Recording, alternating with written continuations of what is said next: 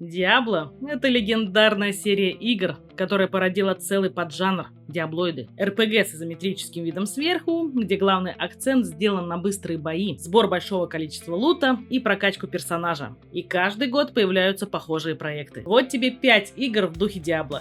Всем здрасте, с вами Настя, приятного просмотра. God Forsaken — это смесь экшен-РПГ, выживания и лут-систем, где тебе дают свободу выбора билдов через навыки и руны. Здесь ты выбираешь класс и начинаешь свой путь, пытаясь не просто выжить, а найти хоть какую-то надежду в этом разрушенном, покинутом богами мире. Геймплей строится вокруг постоянных сражений с волнами врагов, от обычных монстров до элиты боссов. У каждого класса есть свое древо умений, но при этом ты не ограничен жесткими рамками. Можно комбинировать оружие, способности и эффекты, создавая собственные сборки с разными стилями боя. Но остерегайся тьмы. Она влияет на рассудок, а враги становятся еще агрессивнее. Поэтому даже такая простая вещь, как факел, превращается в жизненно важную необходимость. Параллельно ты исследуешь мир, находишь руины, подземелья и скрытые тайны. Игра цепляет сочетанием рогалика и системы лута в духе Diablo. Здесь используется система случайной генерации снаряжения с сотнями легендарных предметов, а также есть механика азартной игры, позволяющая получать экипировку через рискованные попытки выбить что-то имбушное. Интересный факт. Игра постоянно развивается, и разрабы прислушиваются к игрокам и шаманят над балансом. Система навыков с рунами добавлялась как ключевая фича. Она позволяет менять эффект умений, например, превращать одиночный скилл в мультиатаку. Билды формируются через модификацию способностей, а не просто прокачку цифр. Можно менять поведение атак, как хочется. House of Torment.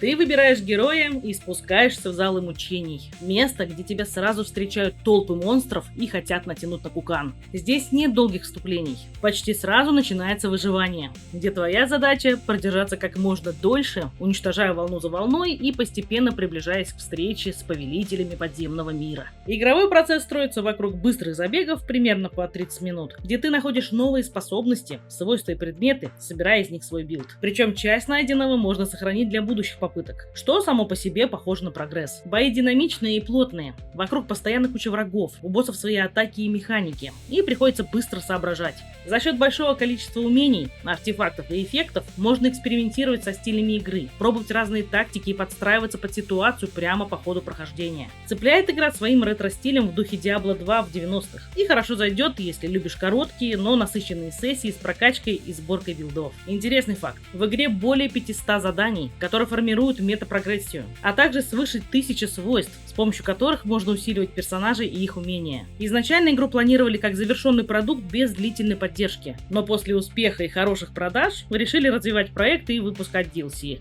Netherworld Covenant.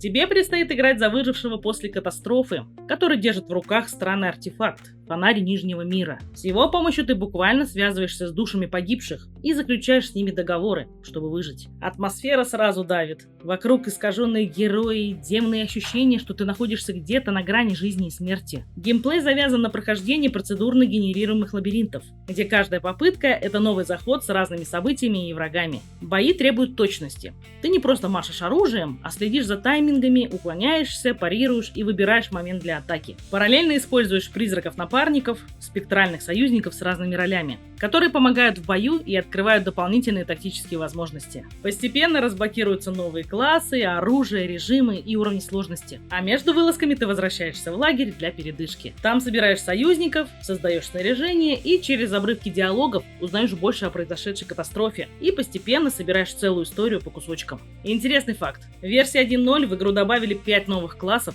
включая берсерка, мага, охотника и щитоносца, а также новые режимы вроде босс-раша и режим хаоса, что заметно расширило вариативность прохождения. Главная фишка — система призраков. Побежденные союзники становятся способностями, и можно телепортироваться к призраку после его атаки, что добавляет тактического разнообразия. Almora Darkwasan.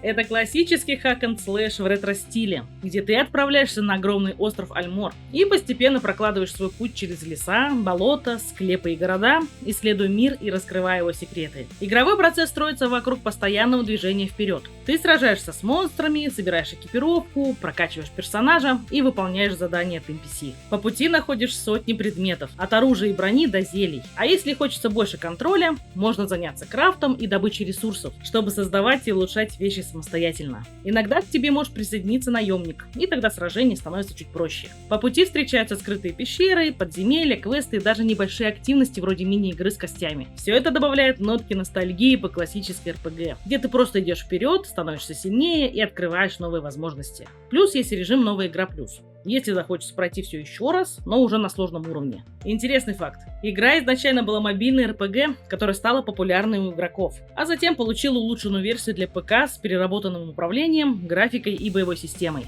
Разработкой занимался один человек на протяжении 9 лет, и он хотел создать проект с душой старых ПК-РПГ, где важна атмосфера, а не современная графика.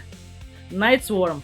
Ты играешь за молодого вампира, который только начинает свой путь к власти и пытается закрепиться в этом мире. Вокруг бесконечные орды оборотней, и твоя задача стать тем, кто будет править ночью. Постепенно ты собираешь вокруг себя союзников и усиливаешь свое влияние, превращаясь из новичка в настоящего лорда-вампира. Геймплей строится вокруг выживания против волн врагов с автоматической атакой. Ты постоянно двигаешься, уклоняешься и выбираешь улучшения прямо во время забега, формируя билд под свой стиль. С каждым заходом становишься сильнее, открываешь новые способности и призываешь спутников, которые сражаются рядом с тобой. Между вылазками возвращаешься в свой замок, где можно прокачивать таланты, готовиться к новым битвам и взаимодействовать с союзниками. Есть даже механика жертвоприношений. Ты отдаешь золото, чтобы получить более мощные способности и эффекты, которые могут сильно изменить ход следующего забега. А ближе к концу тебя ждут сражения с огромными боссами, где уже проверяется все, чему ты научился. Интересный факт. По ранним версиям видно, что разработчики экспериментировали с гибридом жанров. Не чистый автошутер, а система с союзниками, прокачкой и выбором маршрута между событиями.